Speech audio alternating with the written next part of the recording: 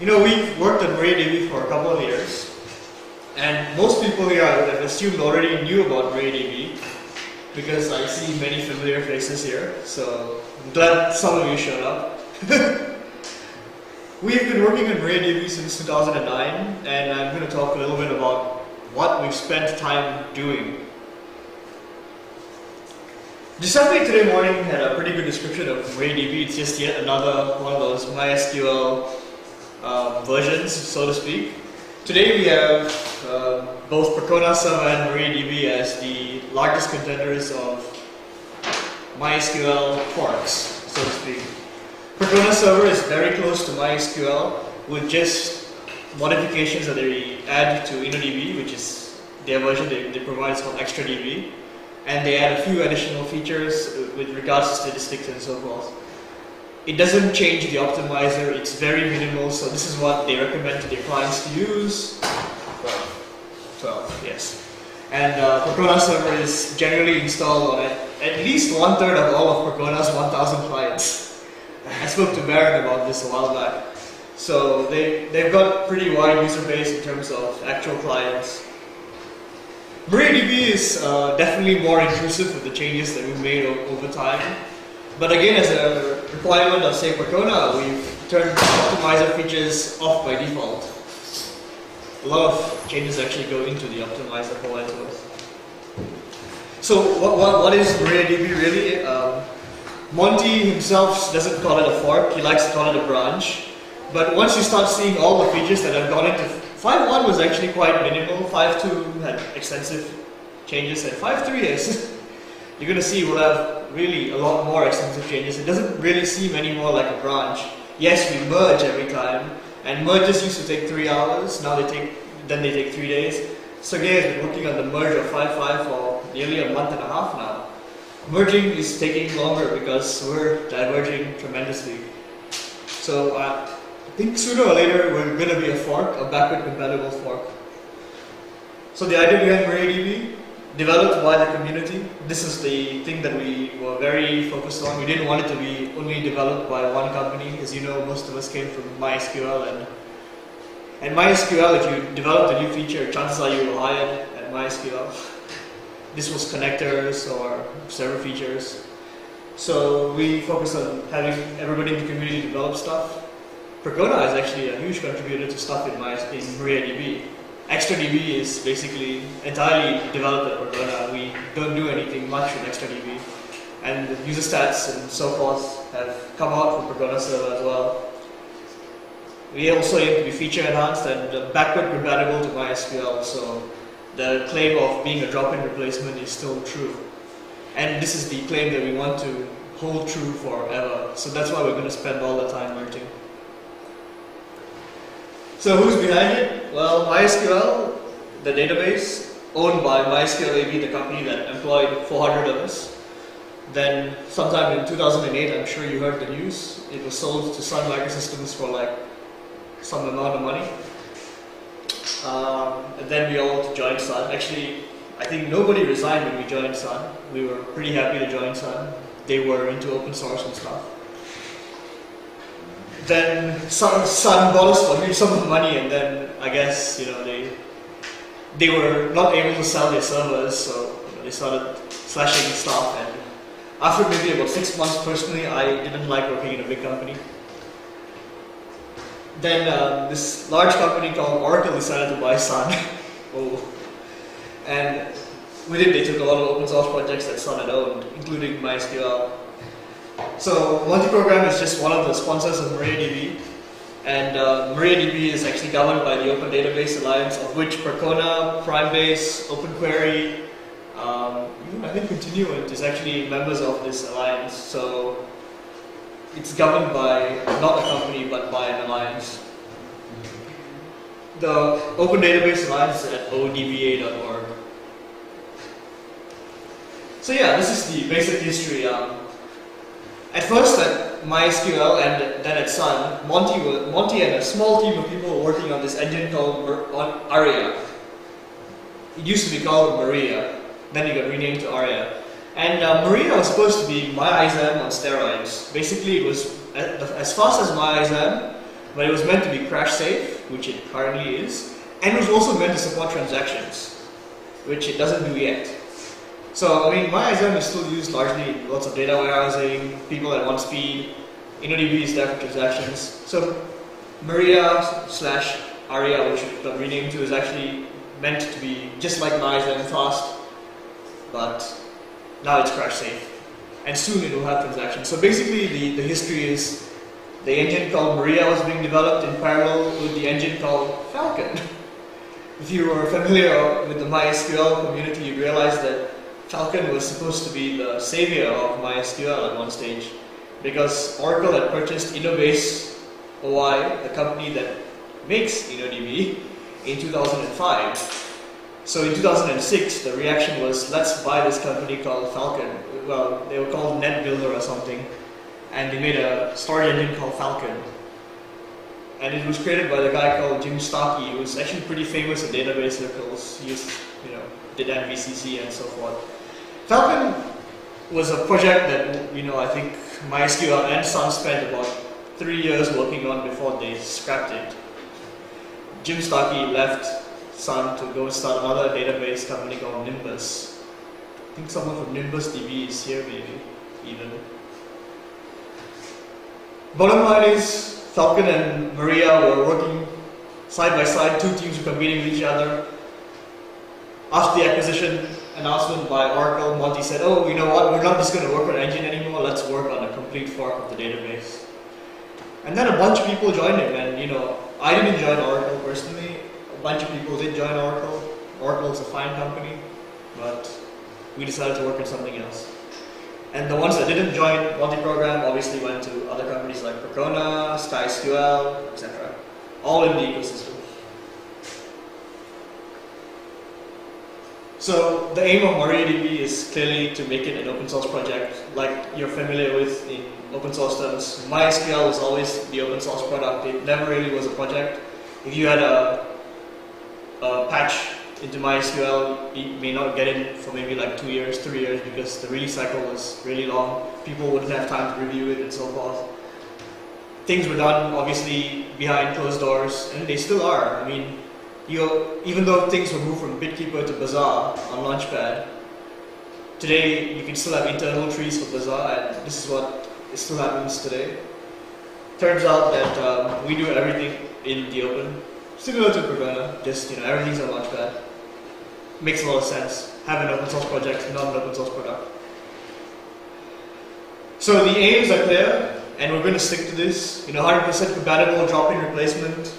We want stable, bug-free releases. We really focus a lot on QA, which is, if you were here in the earlier talk about build systems, we spend a lot of time making sure our builds are accurate, that they can upgrade properly, they can install properly across many platforms, well, all the platforms that we support. So we really focus on stability, and naturally performance is important with that too. We inherit the GPL version 2 license, and that's from Oracle's MySQL, and we are not going to change from GPL v2. So when I say we're compatible, the few things you should know is that we don't include NDB cluster. We disable building that from the start. And this is actually because MySQL itself doesn't include NDB cluster any longer. NDB cluster is now a separate engine, separate project by itself. The claim from Oracle is that it will come back again once 7.3. No, it's not once it's stable. It's actually pretty stable. The development cycle of NDB is actually much faster than MySQL. The NDB team used to actually create releases maybe once every 3 to 4 months, whereas MySQL would make a release once every 3 years. I have to say that Oracle has improved this. Nearly once every year they're making a new announcement, like 5.5 came out last year, 5.6 is expected to come out end of this year, and it's got new features. So they're planning to actually merge NDB back. Once NDB reaches, I think, 7.3, then they're going to merge it back into MySQL. And if they do, then we will re-enable the build, but currently it's disabled. The client libraries, client-server protocol, everything's the same. So if you're a developer, you just need to use the connector, and it just works. Georg, who was here earlier, will manage the connectors team, and they write connectors for pretty much every language out there, and you can just use it. It's the same. Same with Percona server. Data files are supported, but naturally you want to run MySQL upgrade if you can. It makes sense. All the tools are the same except for the extra tools that come with ARIA, PBXT, and so forth. XtraDB is enabled by default, so when you say engine equals InnoDB, you're actually using XtraDB. This is again similar with Percona server. Oh, and we have this thing called the knowledge base. The documentation for MySQL is not exactly free and open source. In fact, the search is currently broken because, I don't know, they've taken out the Google appliance that used to search for MySQL documentation and replace it with some Oracle Enterprise Search. So now if you need to search for MySQL docs, you need to use Google to actually search site dev.mysql.com/docs. It's quite ridiculous. We aim to create open source knowledge, so the knowledge base is where everything is there. It's GFDL and Creative Commons license, so you can even package it in like Ubuntu, Debian, and so forth. So yeah, pretty much every point here or slide will have a link to the knowledge base, and that's because we've actually spent extensive amounts of time writing documentation there. So I'm not going to repeat myself, go do some homework, read the knowledge base. It's open for all to contribute. You just need to either sign up for an account or use OpenID, and you can log in, make changes. It's like a wiki. We didn't use MediaWiki syntax, we use a Wiki Creole syntax, which is apparently a standard, but it's different from MediaWiki syntax, so you gotta learn a new standard. So, now we're in May 2011, so literally in February 2010 we released a GA release of MariaDB 5.1.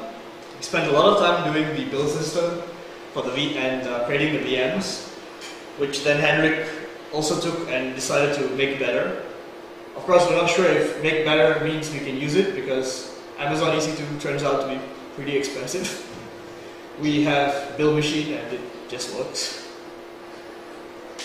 We seem like we were the release filled with storage engines. Clearly, if you do show engines in a standard Percona server install, you'll see 5 engines enabled by default. If you do show engines in a MariaDB installation, you see like 18 engines enabled by default.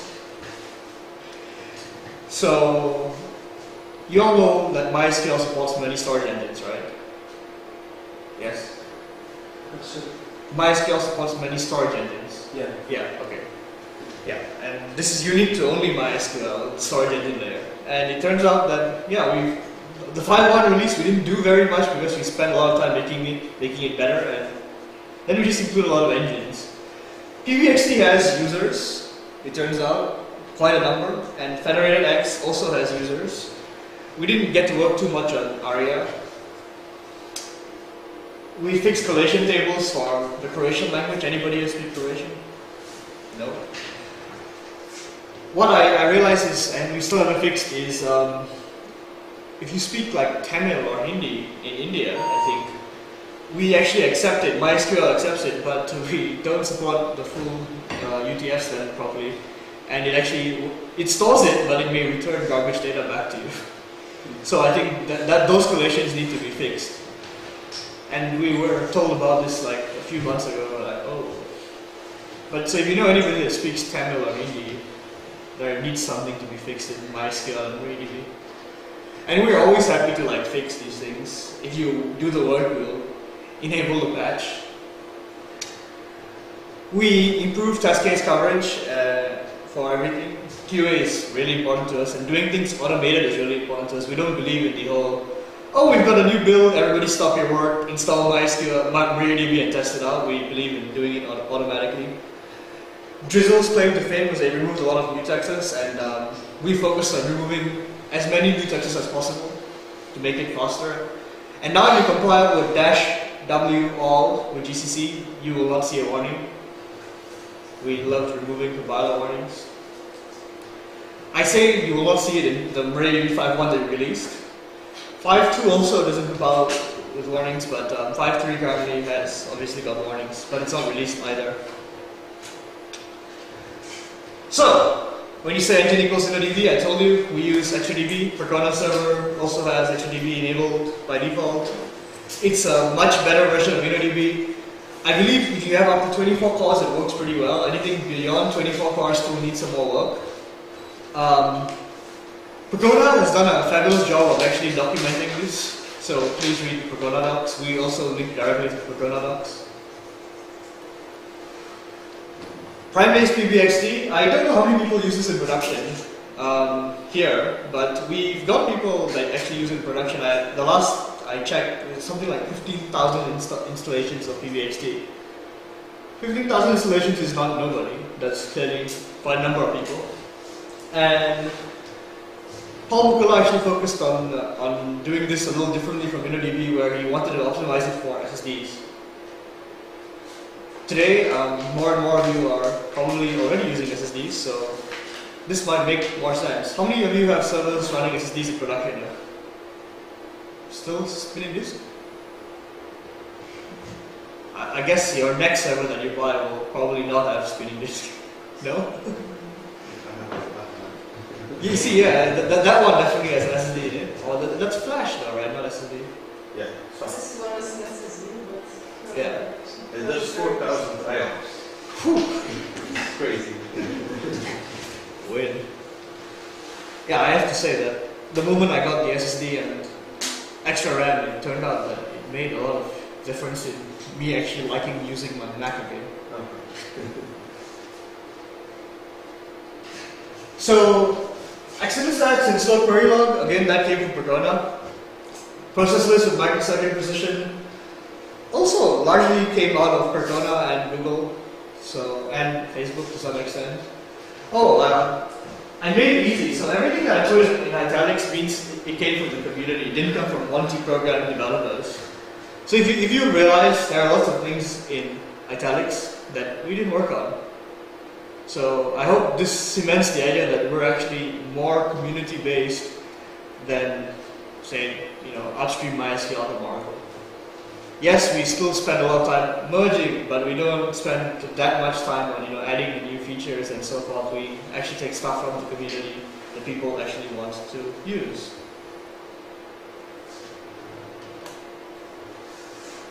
We aim to have 2 releases every year. This is in accordance with wanting to stick with Linux distributions like Fedora and Ubuntu, probably the most popular ones, and OpenSUSE. And it turns out that last year we managed to have 2 releases, so we're pretty much on track. This year we're a bit late. It's May now, we still haven't made a first release. We have a few more months before, maybe about a month and a half before we actually get the next release out. And okay, maybe this is where it gets a little confusing. So MariaDB 5.2.5 includes MySQL 5.1.55 because we're still basing it on MySQL 5.1. And it will obviously include every change that is available in MariaDB 5.1.55 as well. The next release, we're not sure if we're going to call it MariaDB 5.3 or MariaDB 5.5. We're actually planning to merge MySQL 5.5 with all the features of, say, MariaDB 5.2.5 plus everything we have in MariaDB 5.3, which is a lot of optimizer changes, including things like classic hash join, for example. So these release numbers are going to sort of eventually get confusing, and we're going to try very hard to stick with whatever MySQL releases, but we're also going to have to differentiate by saying it's based on a certain release version. Again, everything I talk about with regards to these numbers, you should probably check the release notes of the changelog, all on the knowledge base as well. We make sure we write really good docs because we don't want people to get confused. We have pluggable authentication in 5.2, and I believe Sergey Golubchik will talk about pluggable auth tomorrow.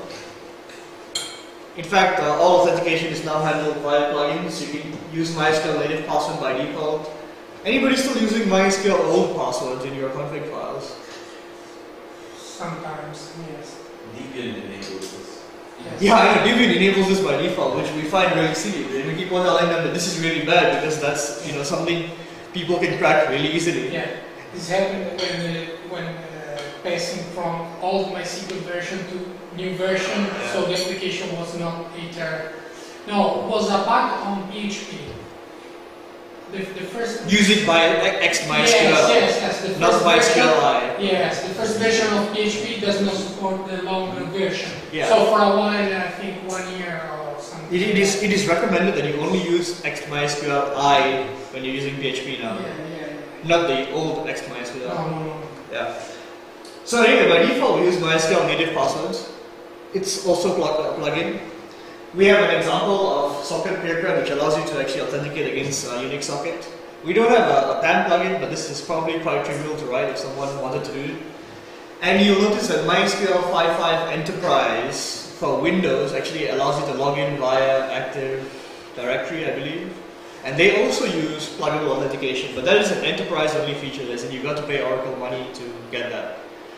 Again, that's something, if someone had the requirements to do, you could actually write also, because it's a plugin.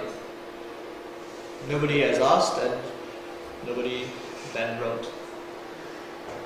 So are there plans to use the 5.5 plugin on the, it's different than the 5.5 implementation, right? Your implementation, pluggable authentication?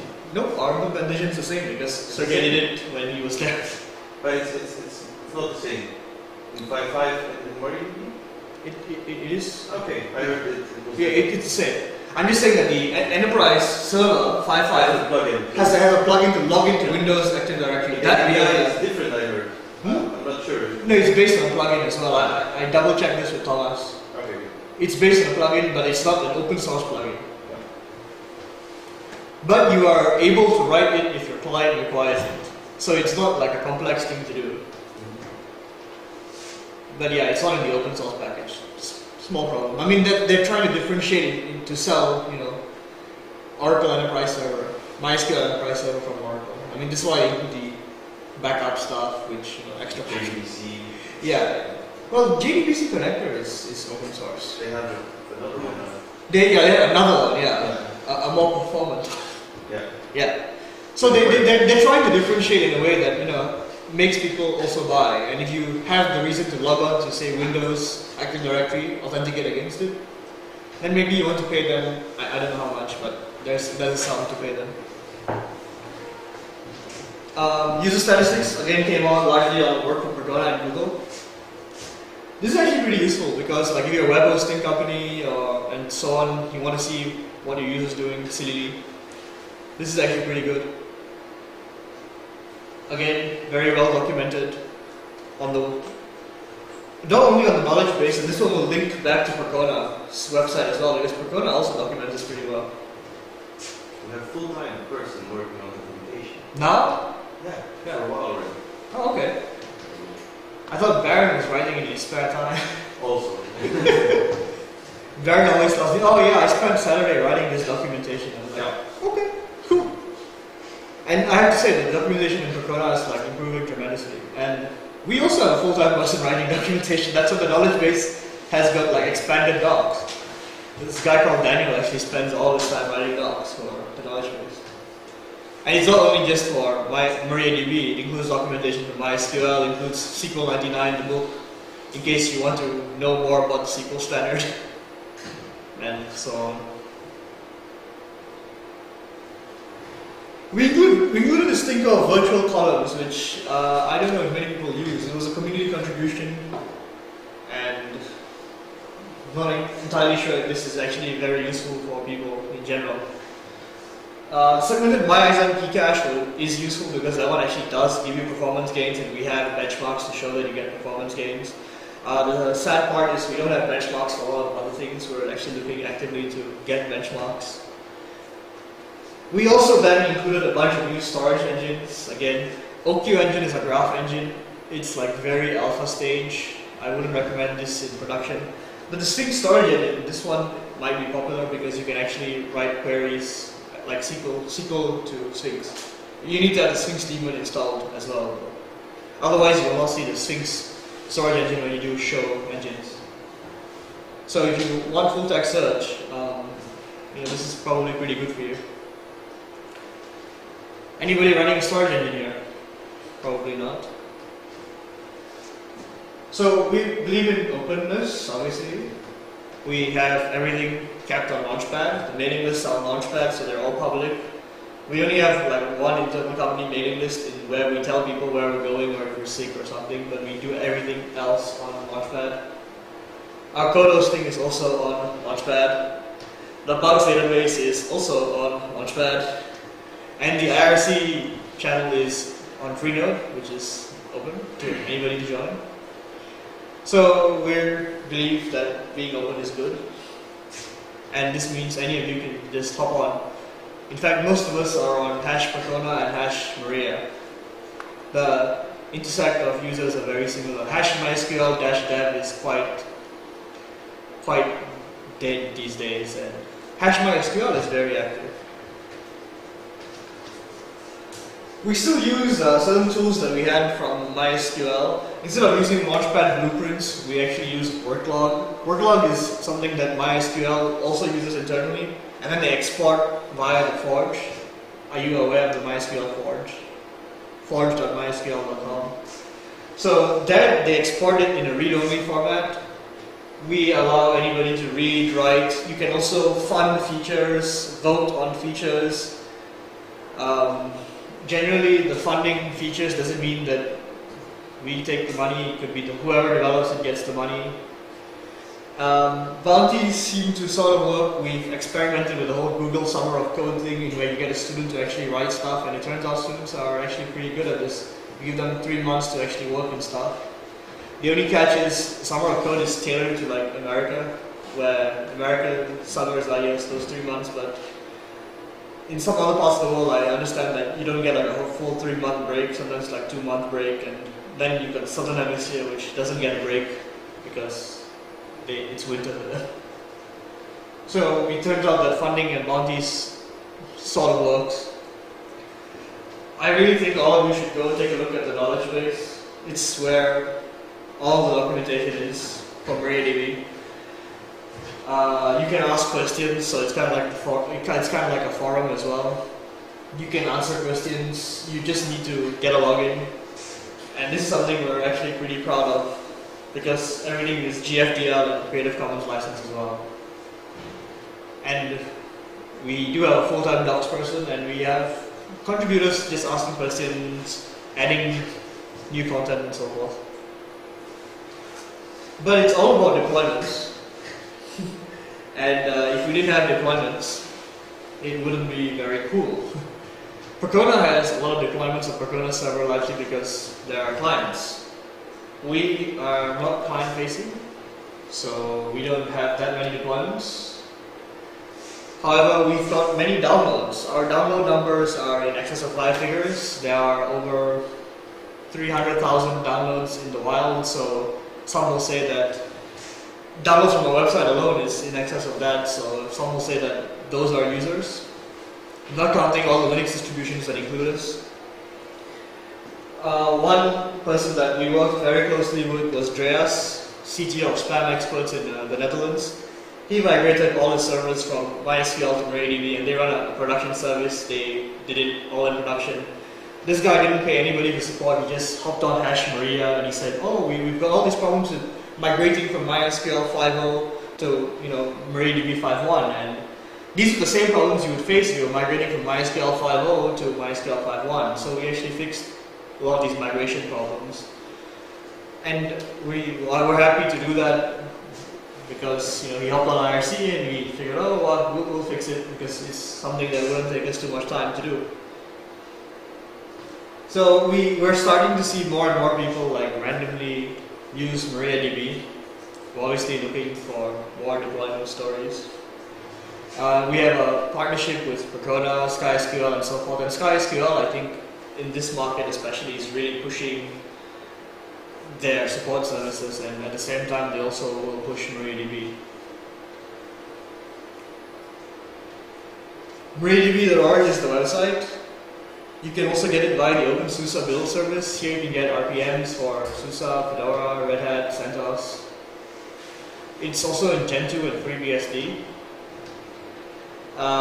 We're working to get it into Ubuntu next, and this is where both Percona server and MariaDB are getting into Ubuntu for the next release. The meeting is like next week. Fedora is also likely to have this included soon. The major thing that we all need is to have MariaDB 5.5 out, because MySQL 5.5 has a lot of new features that are actually pretty good. And Percona just released their 5.5 server sometime like a week ago, and it's GA now as well. So we're getting close to actually also doing the same thing. And once we do that, then we can definitely go to distributions alongside MySQL. So there is no one tree. I think when Monty personally started this project, he thought that MariaDB would become the Linux kernel, the Linus kernel, but it's not. Oracle is still doing like amazing amounts of work to MySQL. So now there are really three trees. There is the MySQL tree, which everybody, both Percona and MariaDB, merged from. There's the Percona tree, which has got very minimal sets of features, but what the clients require, and it also bundles extra backup. Then we've got MariaDB, which implements pretty much everything the Percona server has, is soon going to have extra backup once it has a few more test cases, I believe, and has all these intrusive changers that the optimizer has, for example. And one of the things that I can actually tell you that is in 5.3 is subquery optimizations. I know if you have come from a MySQL background, you probably say, oh, we don't use subqueries because MySQL subqueries tend to suck. Sometimes they never materialize, they take an infinite amount of time. But with all these subquery optimizations now, those same infinite amount of time queries sometimes take 8 to 10 seconds to return on a data set. Now, the only reason why there is no slide here or examples of this is because 5.3 is still a very beta tree. It's not even released. You can check this out on Launchpad if you want to take a look at subqueries. A lot of people will say we missed the boat with subqueries. Nobody cares about subqueries, but we found that lots of developers who are not in tune with MySQL actually still use subqueries for lots of things. So it's probably a good idea that we actually have subquery support. How many of you use another database besides MySQL? Do you use subqueries? Sometimes. Sometimes. Everybody else just uses MySQL. Yeah. Also, I use for several websites MySQL, so I'm also evaluating the possibility to switch to MariaDB. Okay. The main question is about the InnoDB plugin. I'm thinking about how much it's hard to compile and maintain a MariaDB on several websites. It's time. Because I think the key for choosing one system over another system sometimes is not the performance or the cost of the system, but how much time I need to maintain this system. So normally if I have more than one website, or I have 10 websites, and it's something fast, I know that MySQL, for instance, is already included in the major host providers. We have dev packages are ready to use, we have a lot of documentation and so on. So I think the key point is this track. Well, easy and fast to implement. Well, the idea, we provide both RPM and the deb repositories. Yeah, so you can just install it or I was looking for this just right now. Yeah, we actually provide those, and we're working to get into Fedora and Ubuntu and Debian. The last three that we really need to get into. A question, the dev packages are ready to use the InnoDB plugin, or we have to make something? They include ExtraDB. Okay, the ExtraDB that we do. Yeah. Okay. So you're getting a good InnoDB. Okay, so I have just to install the dev and I'm on. Yeah, you don't have to do anything, no compiling, nothing. You just install it, and it just works. Okay. And when you say engine equals InnoDB, you are using ExtraDB. And Percona guarantees ExtraDB in so many installations out there, so clearly there must be something good with ExtraDB. So I would say, use it, don't worry about compiling extra plugins and so forth. We're in 5.3's tree, we're including handler socket as well, because people claim that they want to use handler socket. We're also trying to expose the handler interface a little more. GIS is a feature that a lot of people claim we lost the Postgres, so to speak, but we've actually got a customer that wanted to do GIS, so we're actually implementing GIS up to OpenGIS specs. It won't be out in 5.3 or 5.5, it's something that you'll see towards the end of the year in the next tree. So we want GIS to work in ARIA. Oh yeah, the other thing I didn't mention is temporary tables are, as long as the ARIA engine is built, temporary tables are now actually running against ARIA as opposed to MariaDB. And what benefits do it have? It's faster, and it's also crash safe.